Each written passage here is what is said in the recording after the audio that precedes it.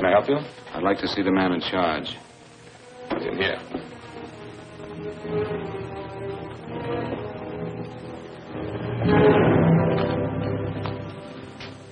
I want to report a murder.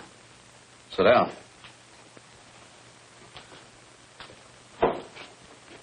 Where was this murder committed?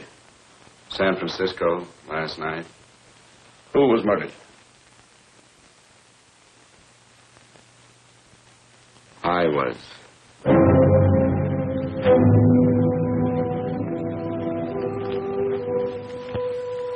Well, do you want to hear me out or don't you, Captain? I don't have very much time.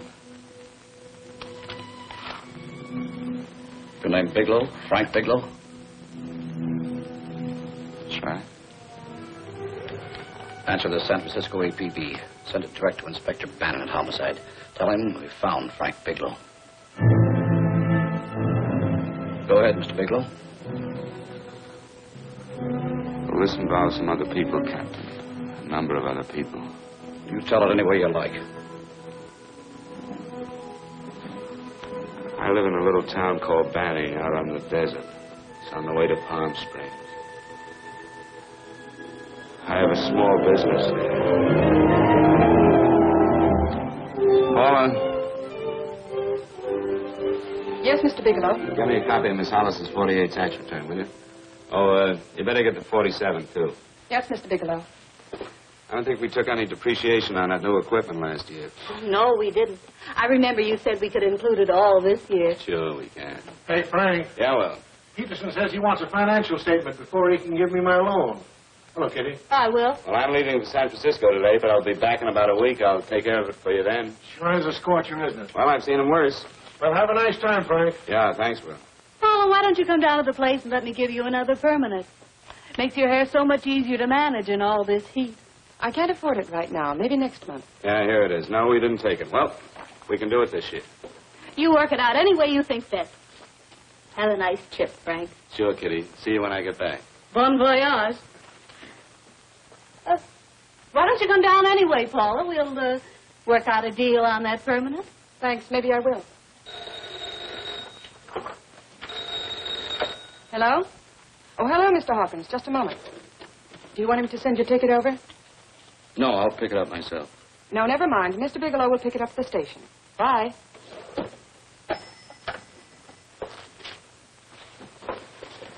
I want to go with you, Frank. Now, Paul, I'm just going on a little vacation. You know that? You want to go without me, don't you? Be gone just a week. And I suppose you just made up your mind to take this little vacation at 9 o'clock this morning? No, Paul, I meant to tell you about it a few days ago. I guess I forgot. Oh, you forgot.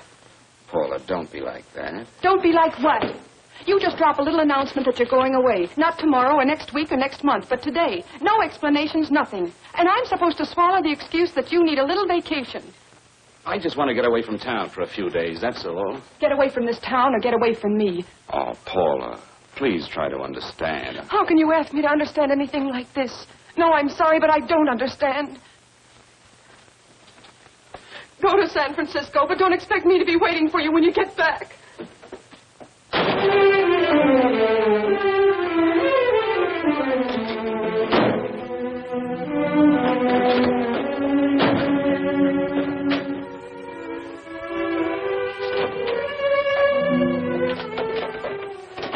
Paula, please, Paula. Come on, turn around. Look.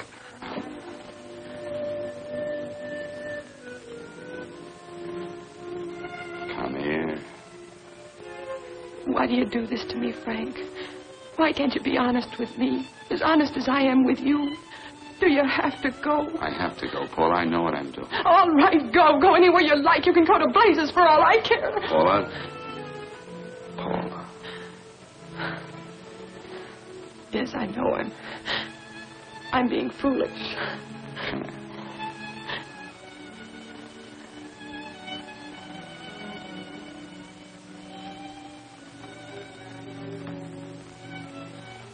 Come on, fix your face. We'll go down to Eddie's and have a drink. All right, why not?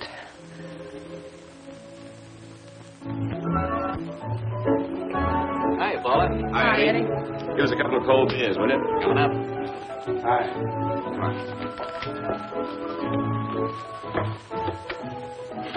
Oh, what a relief.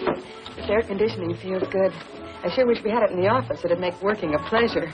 Well, if it stays this hot, don't bother going in the rest of the week. I win 2 races today. How many did you lose? Now, you would have to ask that. Kind of early for you two, ain't it? Too hot to work. That's what I like to hear.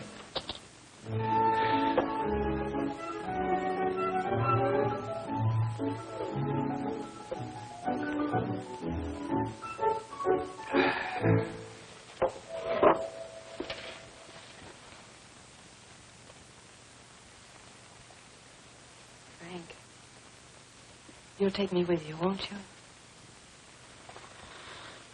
You will, won't you? Or am I crowding you? What do you mean, crowding me? Maybe you do need this week away alone. Maybe we both do. I know what's going on inside of you, Frank. You're just like any other man, only a little more so. You have a feeling of being trapped, hemmed in, and you don't know whether or not you like it. Look, Paula, I'm going to be honest with you. I care too much for you not to be honest with you. I'm as much concerned for your happiness as I am for my own. I know you've had one bad experience, Frank. I know all about it. But you don't know what it can do to two people, Paula. And the woman always gets hurt more than the man. I don't want you to get hurt, darling. More than anything in the world, I don't want you to get hurt.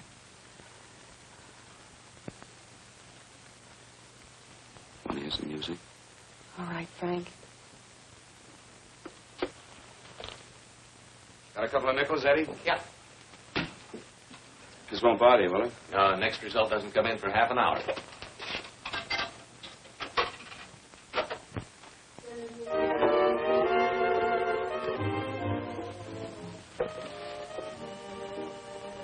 I thought that by now we'd be married. No, I'm not going to crowd you anymore, Frank. Go to San Francisco. I don't like it, but I'm convinced that you must go. I want you to be very sure, Frank. If it's right, and I believe it is, we'll have something really wonderful together.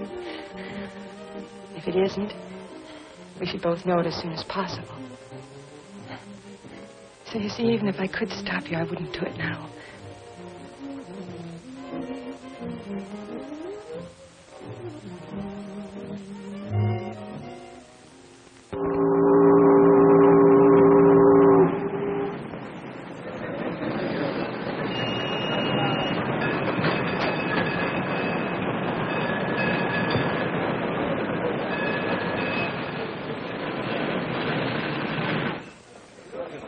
Yes, sir.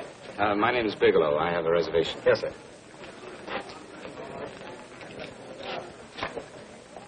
Here we are, sir.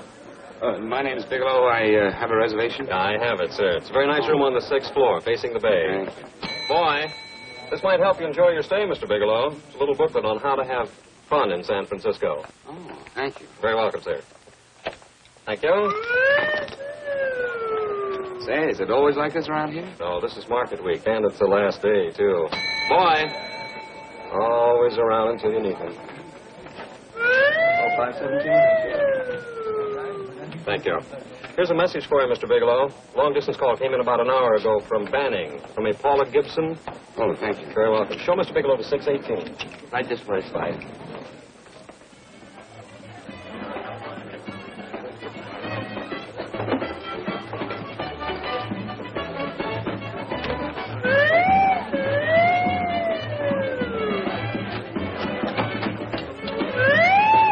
Right this way, Mr. Bigelow.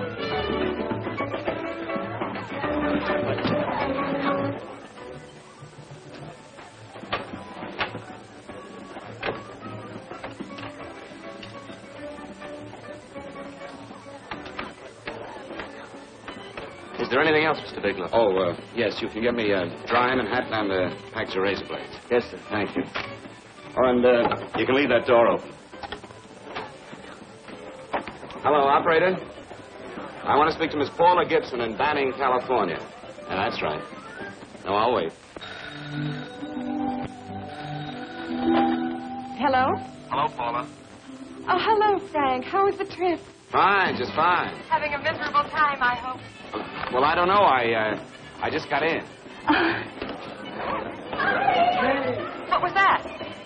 Market week. The place is crawling with traveling salesmen. You know, Charlie Anderson found out that you went away and he asked me to go out with him. Oh, really? How did he make out? I'm considering it. Is that what you called to tell me? I'll have you know that this call is strictly business, Mr. Bigelow. Did a Mr. Phillips phone you? Eugene Phillips of Los Angeles. No. He will. He phoned the office 3 times today. Said that he wanted to get in touch with you immediately. He said it's most urgent and imperative that he reach you at once. What did he want? I don't know.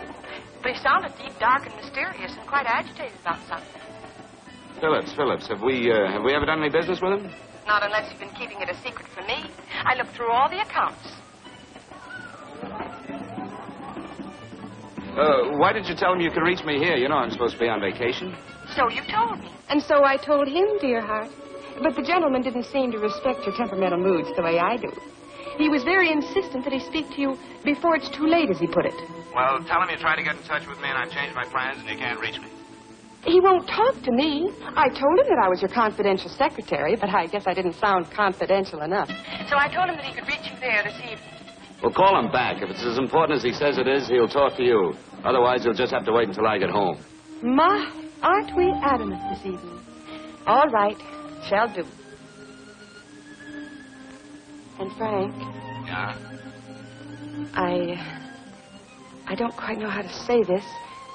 Say what?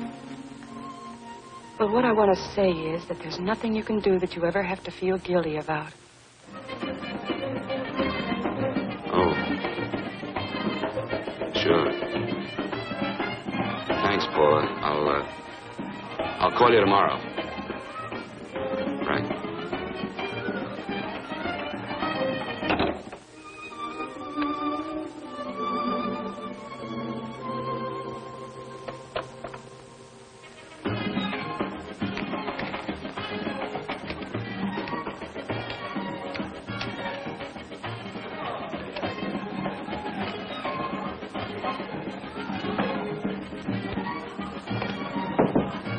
Oh, just put it there, please.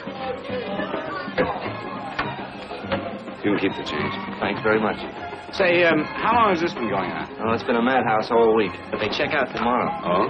I thought you were with them. No, I'm just here on a vacation. Why does everybody come to San Francisco and tear loose? Excuse me. Say, I'm awfully sorry to bother you, but would you mind if I use your telephone? No, go right ahead. I'm just across the hall here. One of the boys is using my phone, and he's been on it for a half hour. I just want to call downstairs. Yeah, sure. Thank you. Room service, please. Hey, things really picked up the last few days, didn't they? You right up much business? Well, I'm not here on business. Oh, room service?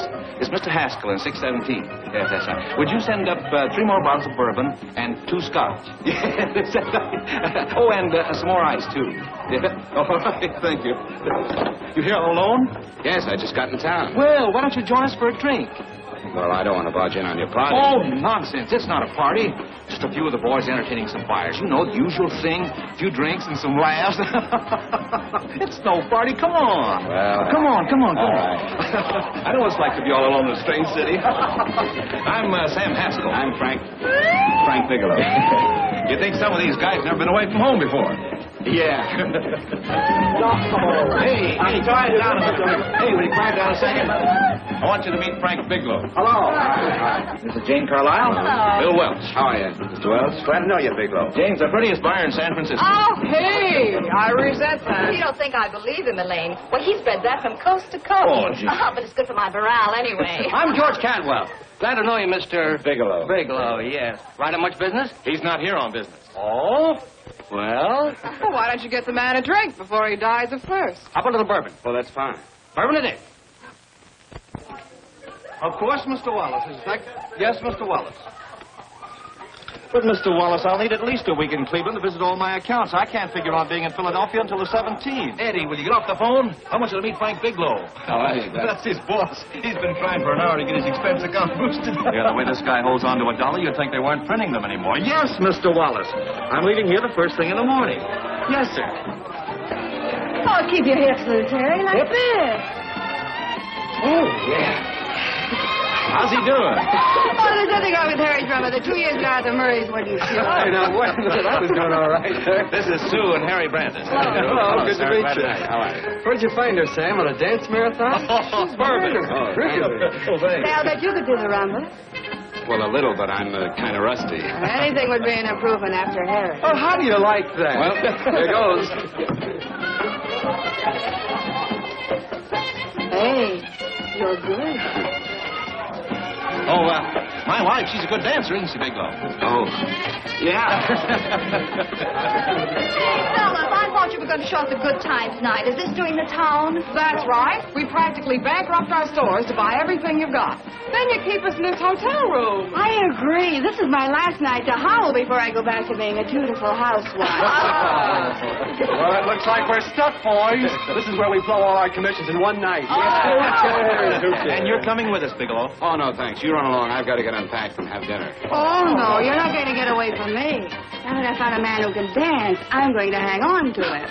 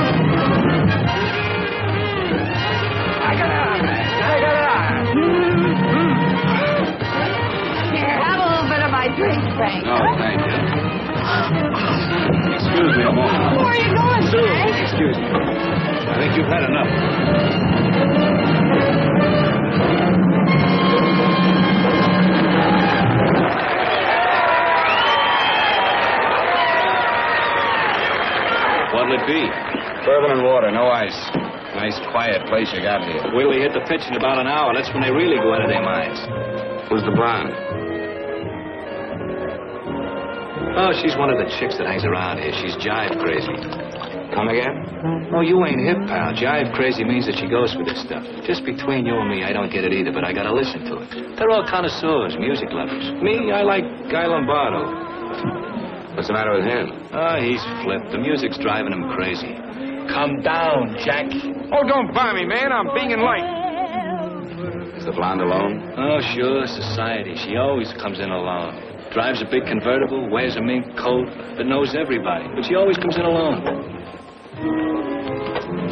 Thank you. I wanted to kiss you. I tried to... Give me another blast, Leo. What's your story, Jeannie? Easy.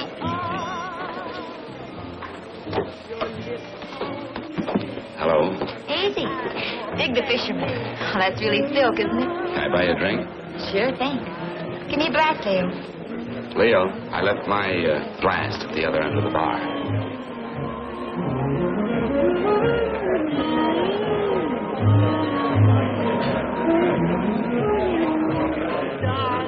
My name is Jeannie. What's yours? Frank? I've never seen you here before, Frank. Well, I've never been here before.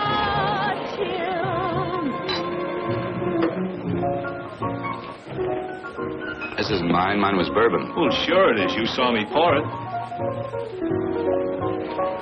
Give me a fresh drink. Anything you say. Oh, listen to that piano.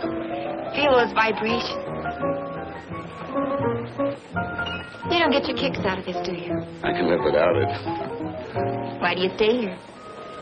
I don't know. I bet I know. You're lonely in a big city. Why, you don't have to go into a routine with me. I like good company, too.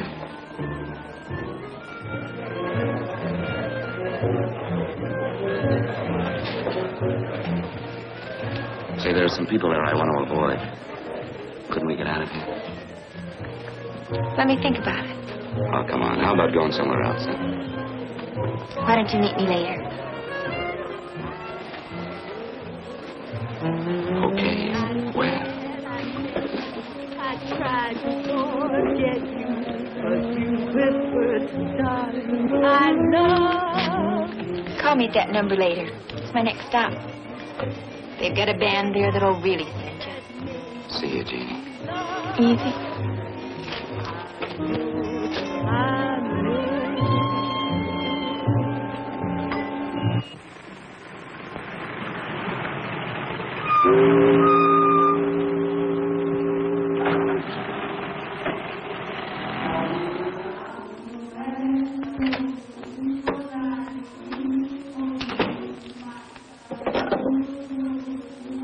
Never mind, operator.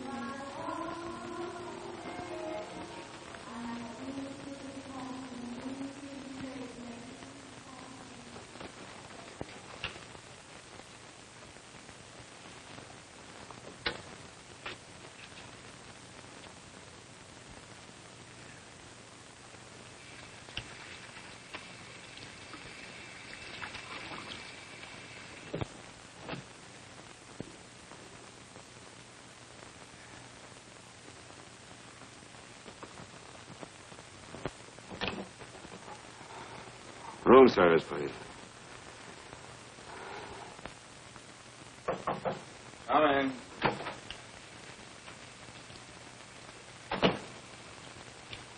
Be right with you, waiter. Yes, sir. Rest well, sir? Yeah, sure. May I? Go ahead.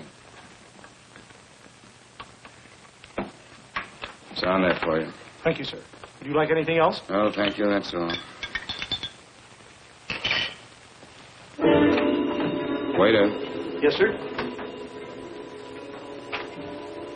Take this away. Is there anything wrong, sir? No, just take it away. I don't even want to look at it. Are you all right, sir? Yeah, sure. All right, I just had too big a night, I guess, that's all. Need some fresh air. Of course. Thank you, sir.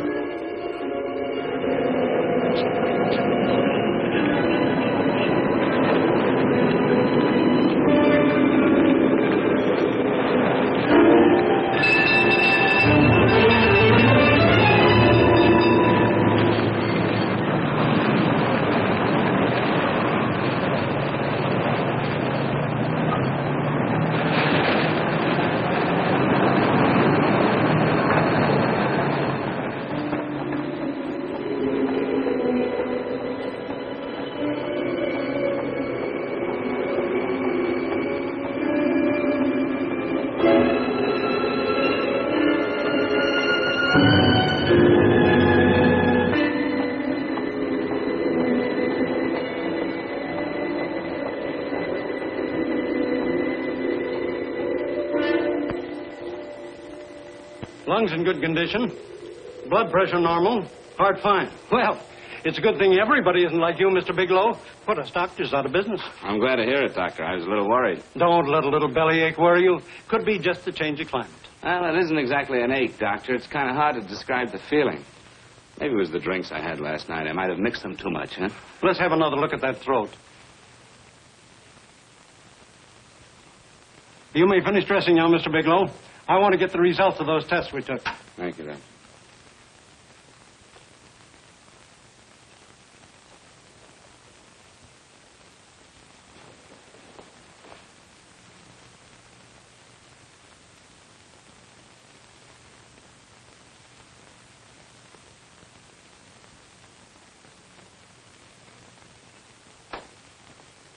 Mr. Bigelow, this is Dr. Schaefer.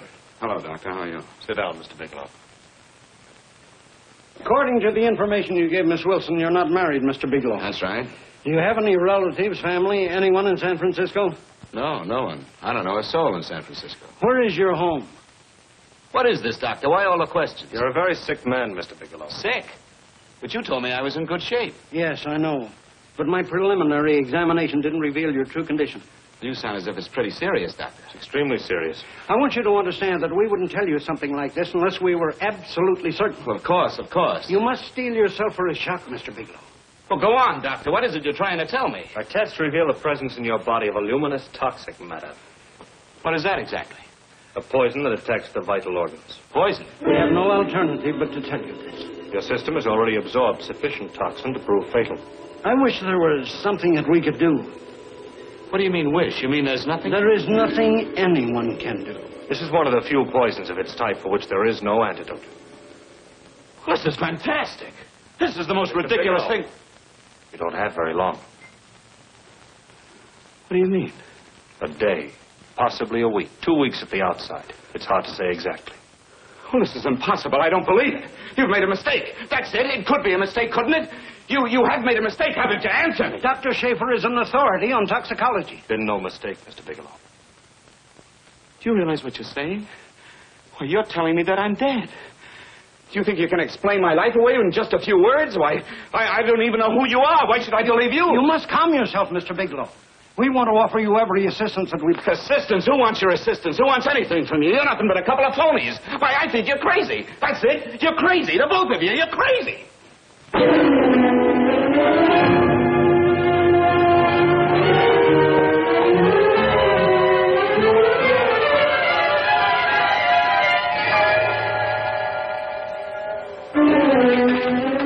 Where's the doctor? Come on, tell me. Where's... You have to go through this before you come Get out of here. here.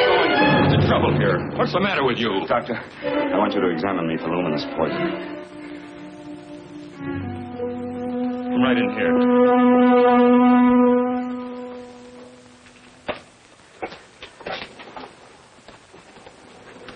Yeah, you've got it all right. Your system has already absorbed it. Are you sure, Doctor? Are you absolutely certain?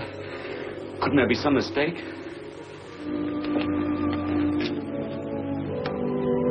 There it is. Toxin is actually luminous in the dark. Now there's no doubt about it, Bigelow. I don't feel sick. My stomach is just a little bit upset. Maybe it's not as bad as you think, Doctor. That's characteristic. With a heavy jolt, you go suddenly in a matter of hours. But if the stuff is taken in a lesser degree, you last a while. And then...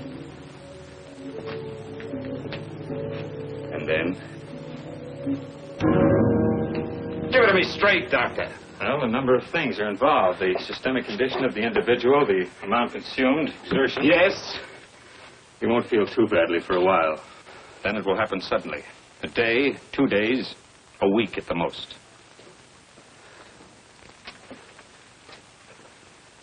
A day.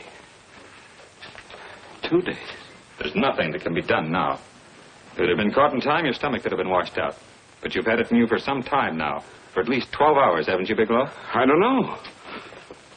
You don't know? No. Don't you know how you got it? No. This is no accident. Somebody knew how to handle that stuff. That wax is tasteless and odorless. The amount of alcohol in your body, you must have got it in liquor. I was drinking last night. Arrange for your admission to the hospital immediately. Of course, I'll have to notify the police. This is a case for homicide. Homicide? I don't think you fully understand, Bigelow. You've been murdered.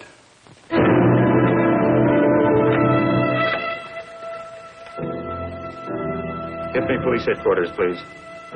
Homicide Bureau.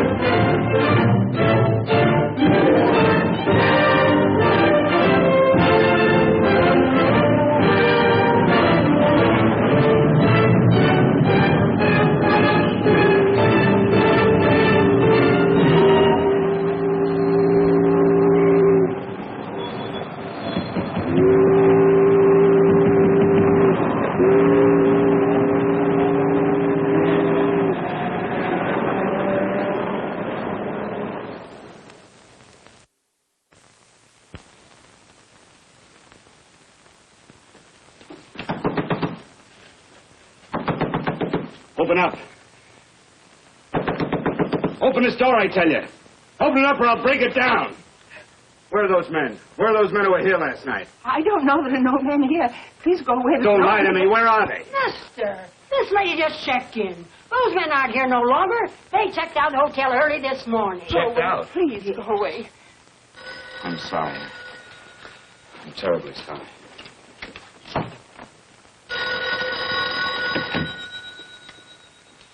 Hello? Please, Mr. Bigelow, my eardrums. Oh, hello, Paula. Your enthusiasm overwhelms me. Why haven't you phoned me, or is there a quota on telephone calls up there? I'm sorry. I've been busy. I'll bet you have. Visiting the museums, no doubt.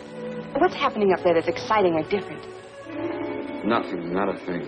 I'll bet you miss me, but you're too stubborn to admit it. Sure. You know, if you'd like me to come up, I could pack a toothbrush and leave right away. No. Well, you don't have to snap my head off. You could at least make pretense of missing me. I'm sorry, Paula. Of course I miss you. Listen, Paula, Paula, it's just that I don't feel like talking now. I'll call you later. Don't strain yourself. You phone me sometime when you feel more like talking. Oh, by the way, I called that Mr. Phillips back. Phillips? Yes, you know, the man that tried to reach you. Well, I'm afraid you'll never know why it was so important that he speak to you. His office said he died yesterday. Frank, are you there? Did you hear me? Die? When? Yesterday.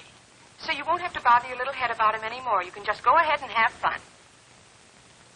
Paula, what did he die from? Do you know? I suppose he died from whatever people usually die from.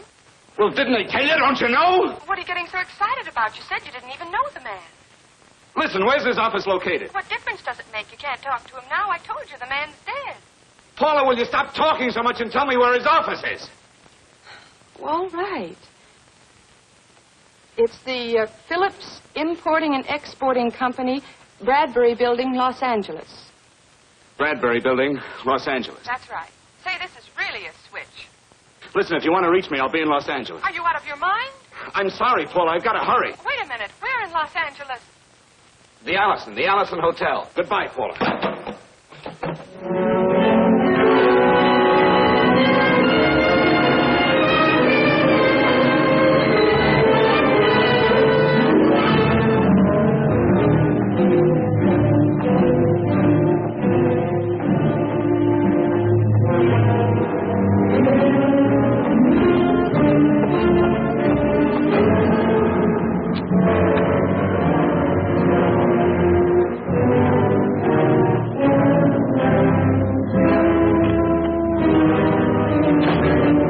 See someone in charge here. What is it in regard Well, it's to? a personal matter. It's quite urgent. Perhaps Mr. Halliday can help you. Who's he? He's our controller. Your name, please? Bigelow. Mr. Bigelow to see you. Send him in. Go right in, please. That door.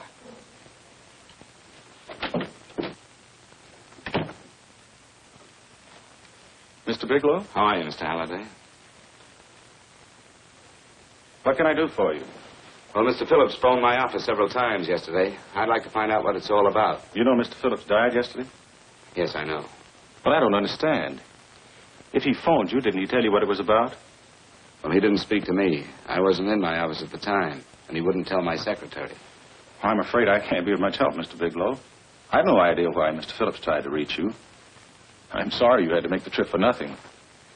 How do you know I made a trip? I didn't say anything about making a trip. I merely said he phoned my office. My office could be here in Los Angeles. Miss Foster, Yes? didn't you mention something yesterday about Mr. Phillips speaking with Mr. Bigelow in San Francisco? I said that he had phoned Mr. Bigelow's office in Banning, but that Mr. Bigelow was staying at the St. Francis Hotel in San Francisco. I'm sorry you misunderstood me. Do you know why Mr. Phillips called? No, I don't. All right, thank you, Miss Foster. You can understand that we've been somewhat upset around here. Now, if you don't mind,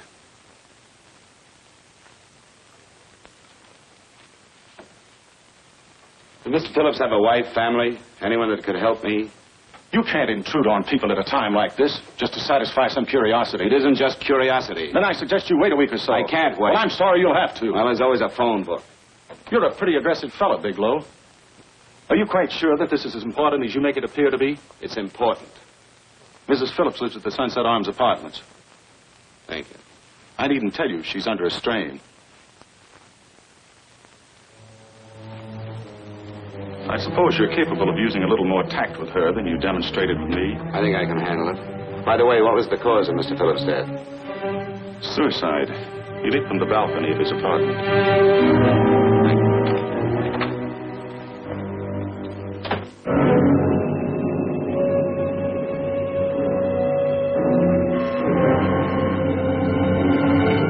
Come in, Mr. Bigelow. I'm Stanley Phillips, Eugene's brother. Halliday phoned that you were coming.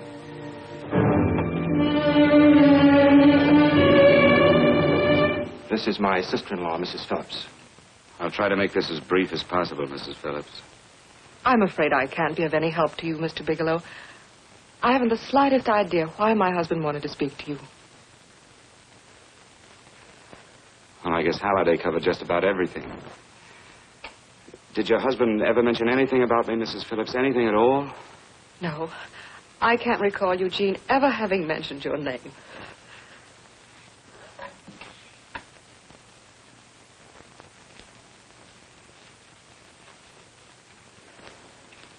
I hate to ask you this, Mrs. Phillips, but it's of vital importance to me. Do you know why your husband committed suicide? Oh. You're certainly not the most diplomatic person in the world, are you, Bigelow? Were you a friend of my brother's? I never met him.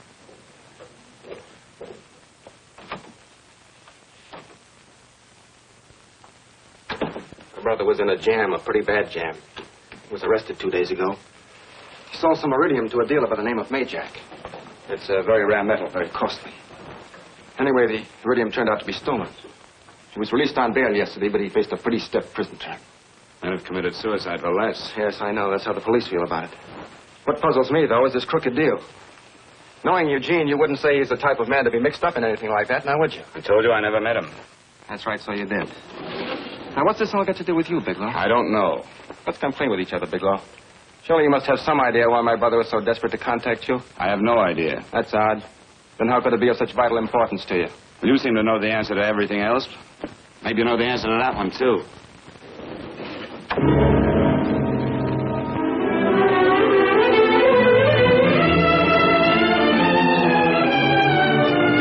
There's a message here for you to call operator 82 at Banning.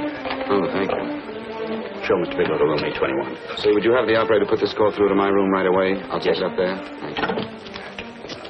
Hello, operator. Yeah, I'll call you if I need anything. Thank you, sir. Hello, Paula? Well, Sinbad, I'd just about given you up for lost. Do you mind telling me just why you rushed down to Los Angeles? I can't explain it to you just now, Paula. I just can't explain it. What's going on, Frank? You don't even sound like yourself. Well, I'm just a little tired, Paula, that's all. But I miss you. Oh, Frank. I can't tell you how good it is to hear you say that. And here I was worrying that I'd lost my charm. When are you coming home, Frank? Soon, Paula. I'll be home soon. I'll go right out and get myself a permanent so I'll be pretty when you see me. Hey, guess what? I found that Phillips name in your notarial ledger. Notarial ledger? Yes, of all places. I remember now I made the entry myself. You had notarized a paper one morning before I came to work. What kind of paper was it? A bill of sale for a George Reynolds made out to Eugene Phillips of Los Angeles. So you see, I was right. We hadn't done any business with Phillips, only indirectly. What was the bill of sale for? A shipment of iridium, whatever that is. Iridium? You mentioned at the time that this fellow Reynolds had made some kind of a deal in Palm Springs, and he stopped in your office early in the morning on his way north to have it notarized. Wait a minute. Wait a minute, George Reynolds. That was about 6 months ago, wasn't it? That's right, 6 months ago. Thanks, Paul. Oh, goodbye. Goodbye. Hello, operator. Get that number back for me.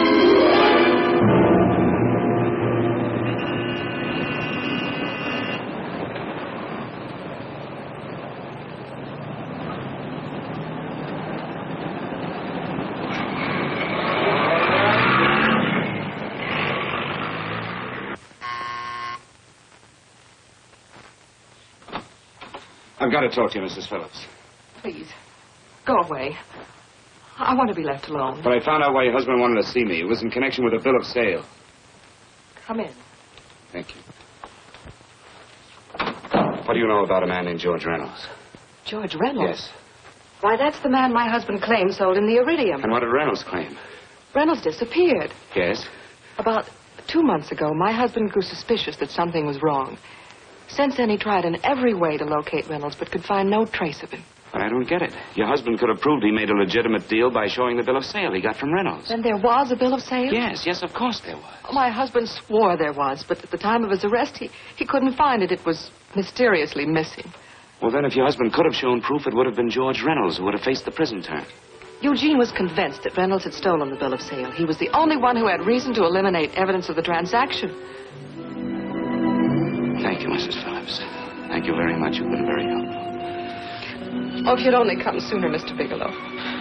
My husband might be alive today. I know.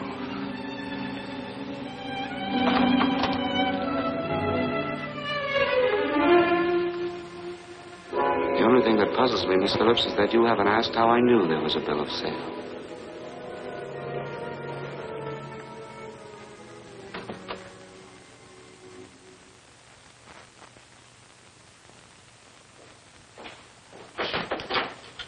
Mr. Holliday isn't in. He should be back shortly.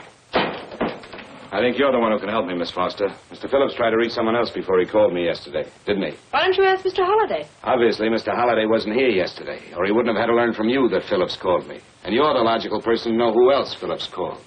I don't believe that's any of your business, Mr. Bigelow. Don't think you're revealing anything confidential, Miss Foster. I know that he tried to reach somebody else. Mrs. Phillips told me. You're bluffing, Mr. Bigelow. I don't know what you're after, but you're trying to trick me.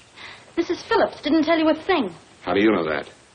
Mrs. Phillips knows nothing about it. She doesn't. Well, why wouldn't she? Wait a minute.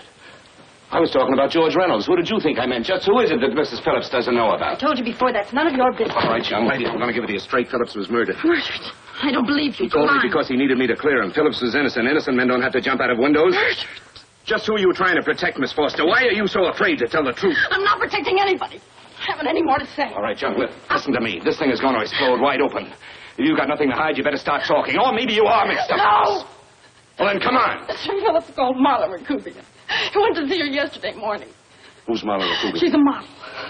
She and Mr. Phillips used to be quite friendly, but he hadn't been seeing her for quite some time. Come on. The last couple of months, he'd been trying to locate her and finally learned where she lived yesterday morning. When he returned from seeing her, he was terribly upset and excited. That's when he put in the calls for you. When he couldn't reach you, he went home. The last time I saw him alive. Give me Marla Rakubian's address. I don't think Mr. Phillips realized I was aware of his friendship with Marla Rakubian, and out of respect for him, I never intended to tell anybody. I had no idea that she had anything to do with the trouble he was in. I admire your discretion, Miss Foster. You know, you must be pretty friendly with Stanley, Miss Foster. He knew how desperately his brother tried to reach me yesterday, and he wasn't even here at the time. And now you seem to know all about what happened in Mrs. Phillips' apartment.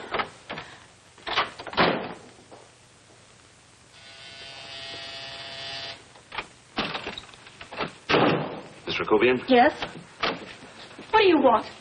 Get out of here or I'll call the police. Go ahead, call him. Oh, go ahead, call him. Going on a trip, huh? Yes, going away for the weekend. Sailing for Buenos Aires tomorrow, some weekend. I'll send you a postcard. Now get out of here. Who are you going with, George Reynolds? Never heard of him. I suppose you've never heard of Eugene Phillips either. Just who are you? What do you want? Never mind who I am. Where's Reynolds? I told you I don't know him. Now will you get out of here and leave me alone?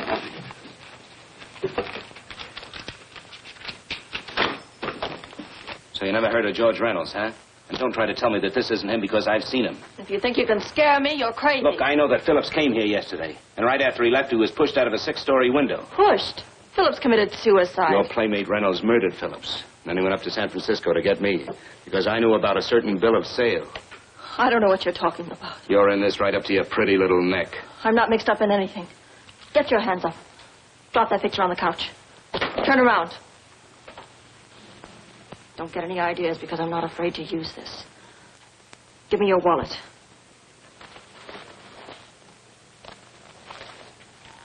Frank Bigelow, Hotel Alex. All right, now where's Reynolds? I don't know. I don't know where he is. Is that what you told Phillips yesterday? I told him exactly what I'm telling you. I haven't heard from him in months. Yeah? You're mighty careful of the picture of a man you haven't heard from in months. What does the Ray stand for? It was a pet name. Do you mind? Oh, it sounds very cozy, Miss Rakubian. You and Reynolds call each other pet names while you make a sucker out of Phillips. Phillips made the deal because he wanted it. Yeah? I'll bet you weren't above using what it takes to help make him want it. Who's paying for this trip? I am. Really? A first-class trip to Buenos Aires on a model salary. Don't make me laugh.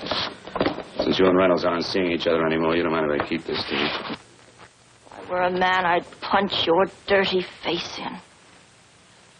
No, I really believe you would. Oh, I almost forgot. Your tickets. Don't be surprised if I'm there to see you off.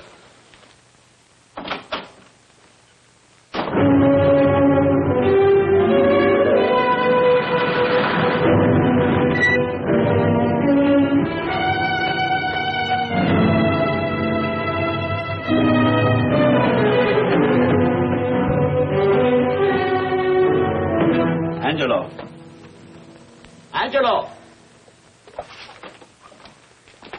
Oh, Angelo. Do you remember taking this picture of George Reynolds? I take so many pictures, I can't remember them all. This gentleman is a friend of his and would like his address. We have no card on him. I don't think we ought to do that. He's willing to pay $20 for it. That's the paper we used last year. Of course, you understand we usually don't give out the information about our clients. I know. You're a couple of high-class fellows. Thank you. Revealing anything confidential is against the ethics of our establishment. That's right. Honesty is the best policy. Of course. But in your case, inasmuch as you're a personal friend of Mr. Reynolds... Thanks. I knew you'd come through. Got it. Here it is. We don't have his address. He must have called for the picture. But he couldn't have been a very good friend of yours, mister. Because his name is not George Reynolds. It isn't. Well, what is it? It's... Huh? Oh. Yes. It's Raymond Rakubian. Rakubian? What's so unusual about that? The picture's signed Ray, isn't it? Yeah. Yeah.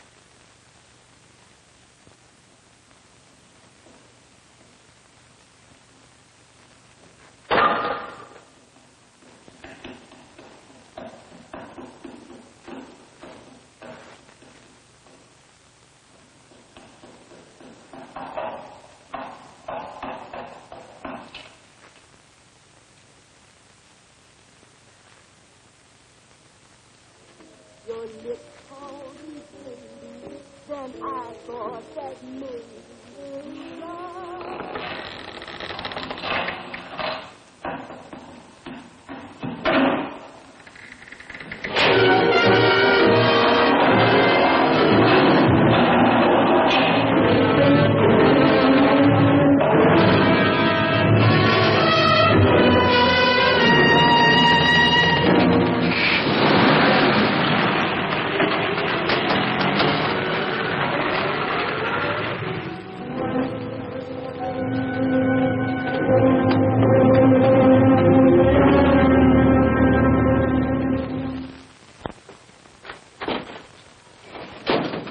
Bigelow, are you all right? Can I get you anything? No, thanks. Do you know this man? No, I don't think so. Are you sure you've never seen him? I'm quite sure. Does the name Raymond Rakubian mean anything to you? No, I never heard of him. Why? He also uses the name George Reynolds. This is Reynolds? That's right. Well, where can we find him? That's what I want to know. Tell me something, Halliday. You're the controller here. How come you didn't know about that bill of sale? Phillips made that deal before I came to work here. Yeah, but you still keep records, don't you? For some reason, which is none of my business, Phillips preferred to keep that among his personal papers. Now, does that answer your question? You came in here today asking for some information that you needed, and I tried to be as cooperative as I could. But now you're beginning to annoy me. So get out before I throw you out.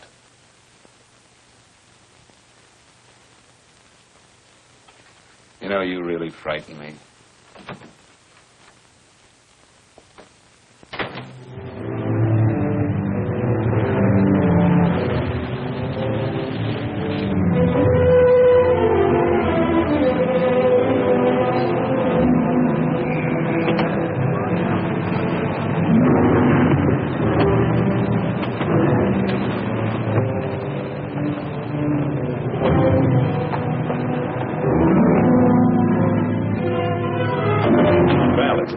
you showed up, Bigelow. Go ahead, Dave.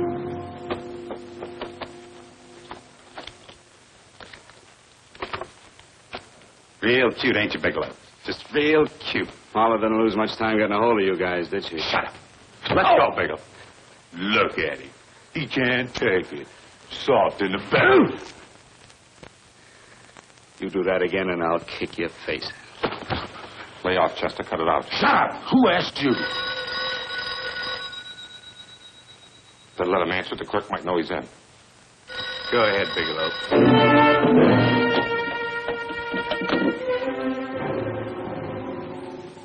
Hello? Frank. Frank, why did you hang up on me? I've been trying to get you for hours. I'm sorry, Paula. I was in a hurry. Well, don't be in such a hurry this time. You didn't give me a chance to finish what I had to say. I wanted to tell you that McGowan was in hollering his head off because you didn't go over the books. Tell McGowan to get another auditor. Sure. Sure, I'll just do that little thing, and who's the best paying account we've got? Do as I tell you, Paula. Frank, are you drunk? Paula, how much we got in the bank? About $2,200. Draw it out tomorrow. Sure. Then what do? Skip town without paying our bills? Forget the bills. You know that coat you always wanted? Buy it. You are drunk. You know, if I didn't have such a good character, I'd be tempted to take advantage of your intoxicated state, Mr. Bigelow. I'm not drunk, Paula. Well, then don't tell me that one day away from me can affect you this way. Cut it short. Paula, Yes? I'm sorry I left you. I never realized how much I love you. But I know it now. Oh, Frank, darling, I love you too so very much. Please come home. I miss you terribly. I said cut it short. I'd just love to let you have it, Bigelow. Let's go, Chester. This guy's kept us waiting long enough now. Walk in front of me, Bigelow.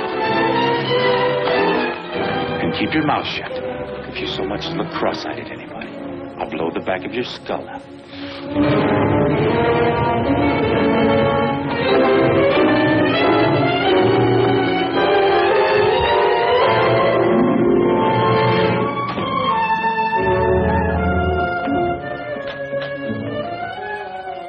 This Bigelow's real cute.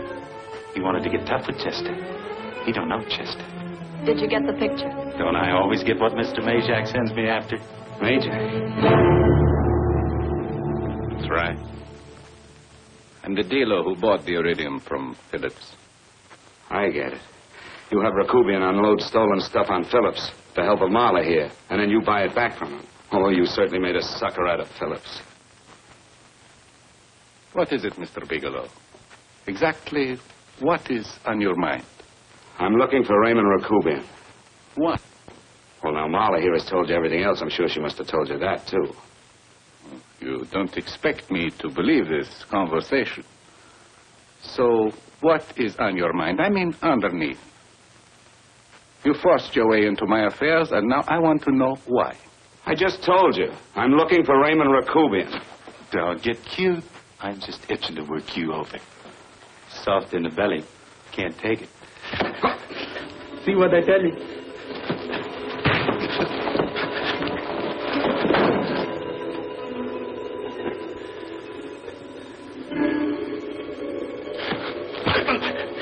Can't do that to Chester. I'm going to blow your guts out. Easy. Lay off, Chester. Not now. Look at him.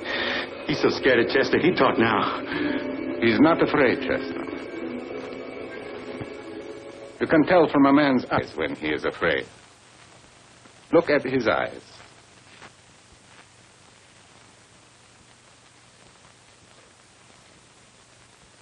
Oh!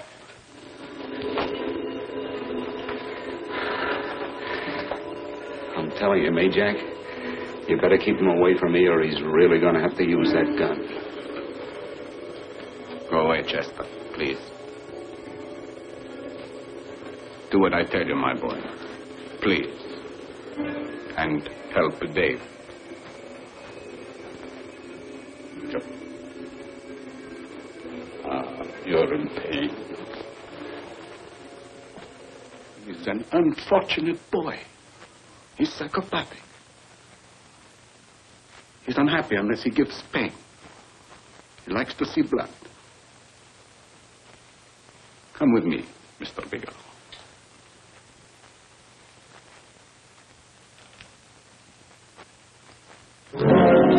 Raymond Rakubian was my nephew. He could not possibly have tried to kill you. He's been dead 5 months.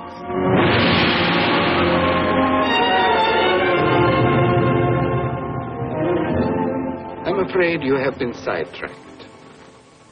Provided it is true that somebody made an attempt on your life. Somebody made an attempt again today.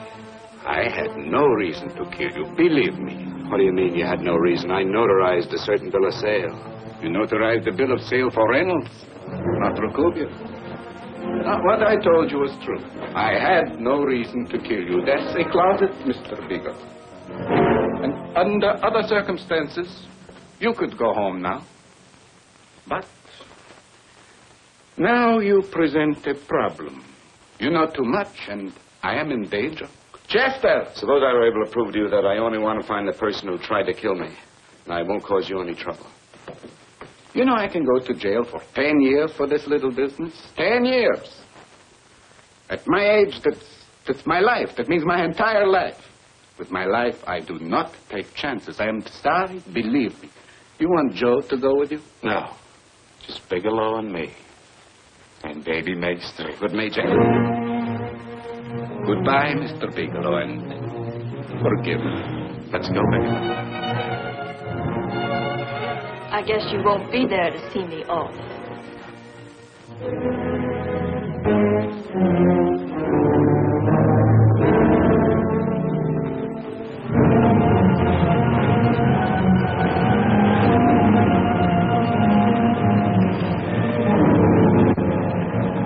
You tried to make a boob out of me in front of Major. You shouldn't have done that, Bigelow. I don't like that. I'm going to enjoy this, Bigelow. I've done jobs like this before. I knocked off guys I could like. But I don't like you, Bigelow. I never liked that puss of yours from the minute I seen it. Yeah. I'm going to enjoy this.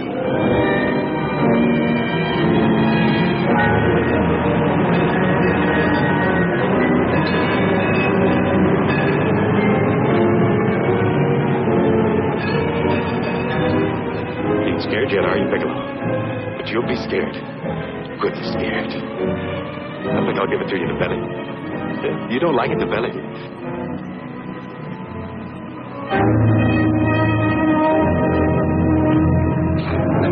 Good. Try it. I'd just love you to try it, Bigelow.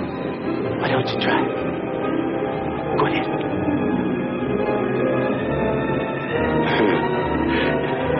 Didn't have the nerve, did you, Bigelow? I think I'll give it to you right in the belly.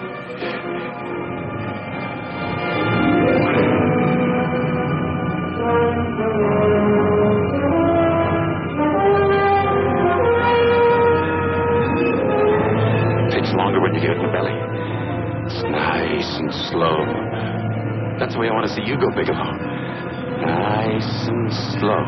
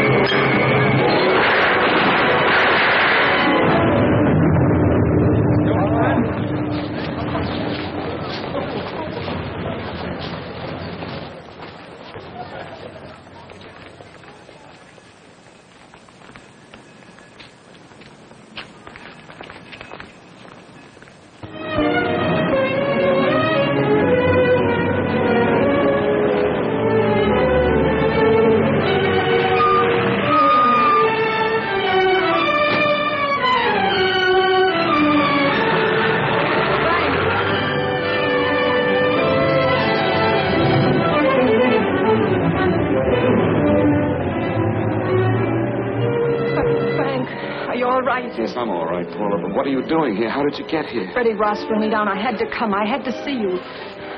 You shouldn't have come, Paula. You shouldn't have. What is it, Frank? You're in some kind of trouble. I know it. Look at you. You're a sight. Your clothes look as if you've slept in them. Are you ill? You are. You're feverish. I'm all right, Paula, and I'm not in any trouble, believe me. You're lying, Frank. Right after I spoke to you, I got a phone call from the San Francisco police. They asked if I knew where you were. You didn't tell them anything, did you? Of course not. It was a homicide detective that called. What is it, Frank? If you're in any kind of trouble, you certainly can trust me. Look, I'm not in any trouble with the police, Paula, believe me. But you can't stay here. You've got to go back to Banning right away. No, I won't go, Frank. I won't. I'm staying here with you. Paula, it's better that you go back, believe me. Why? What's this all about?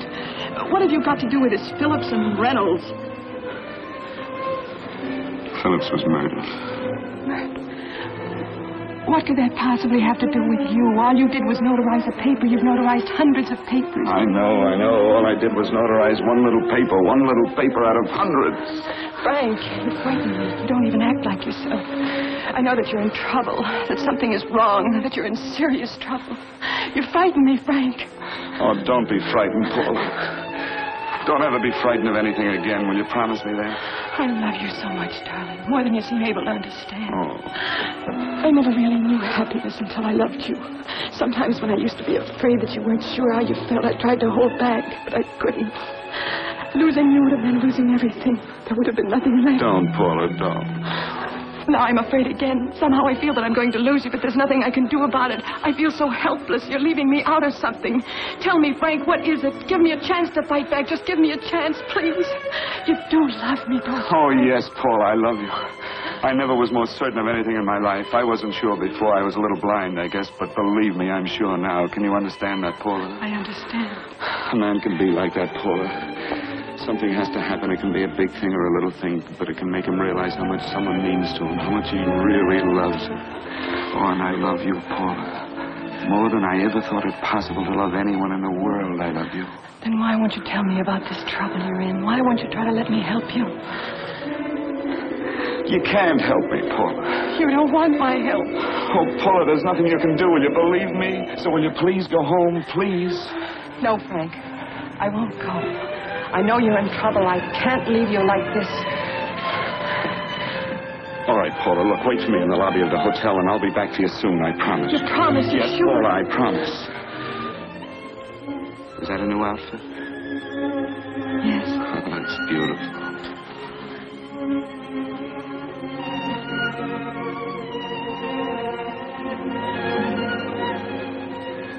You'll come back to me, won't you, Frank? Yes, Paula, I'll come back, I promise. Please hurry, darling. Oh, I love you. I love you, Paula.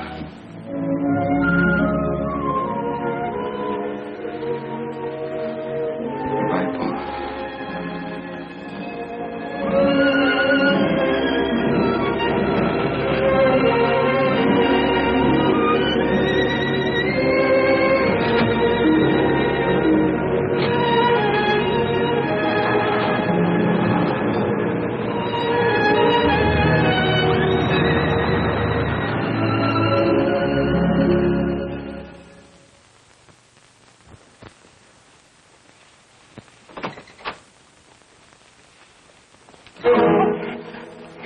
Stanley here? You sure? All right, get in there. Now get Stanley on the phone. Tell him to come over here right away. Use any excuse you want. What are you going to do? What was Stanley going to do when he used me for a clay pigeon today? I don't know what you're talking about. Don't act innocent with me. I felt it at once. I don't know what you mean. I told you everything you wanted to know this morning. Yeah, you told me just enough so I'd get sidetracked and wouldn't know that Stanley was the one I was after. Stanley? Oh, no. You and Stanley have been together on this from the start. Now, come on, get on that phone and call him. Don't let him know I'm here. Bigelow.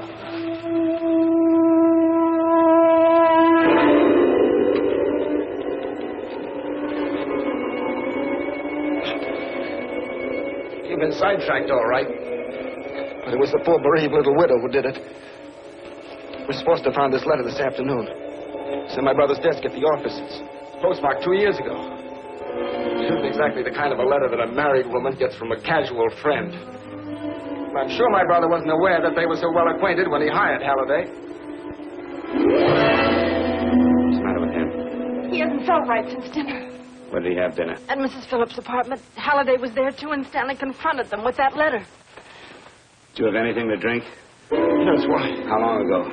Half an hour ago, just before I came here. Miss Foster, get on the phone, call the emergency hospital. Have them get an ambulance over here right away. What? Tell them to prepare a stomach wash for luminous poisoning. Luminous poisoning? Go on, do what I tell you. You may still have a chance to save his life. Go on.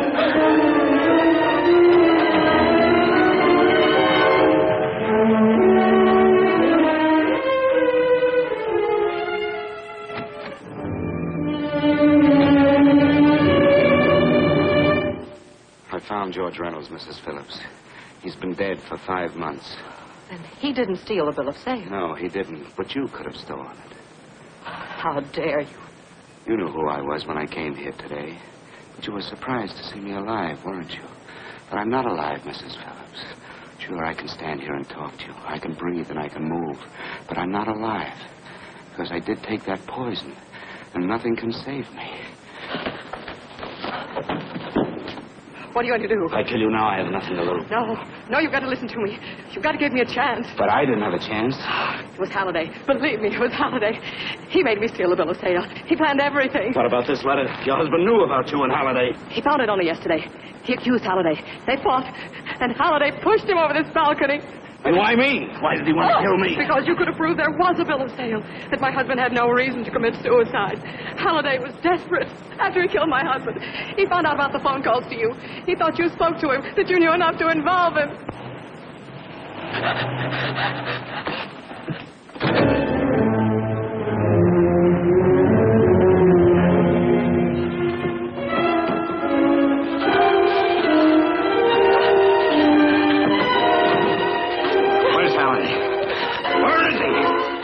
In the office. This time you don't want him.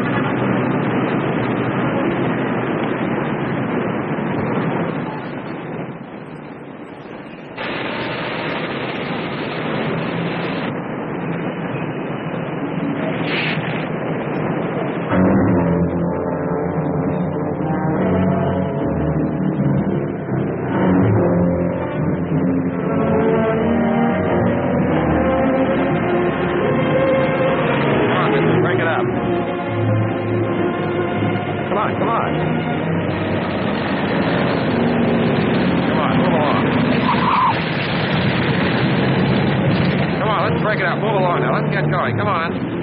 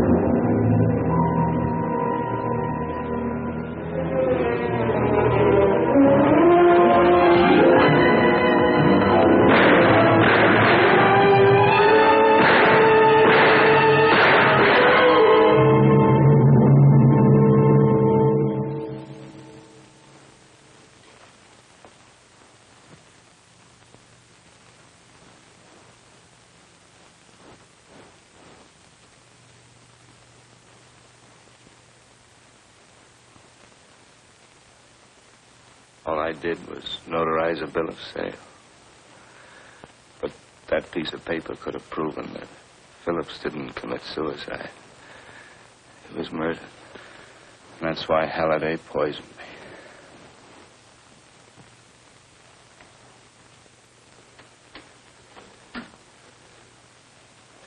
Would you?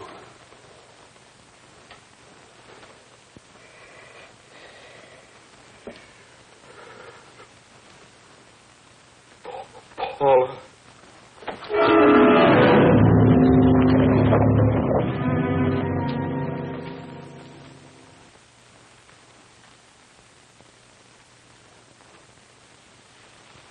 Call the morgue.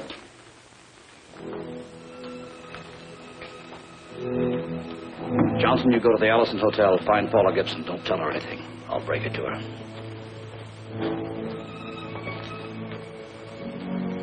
How shall I make out the report on him, Captain?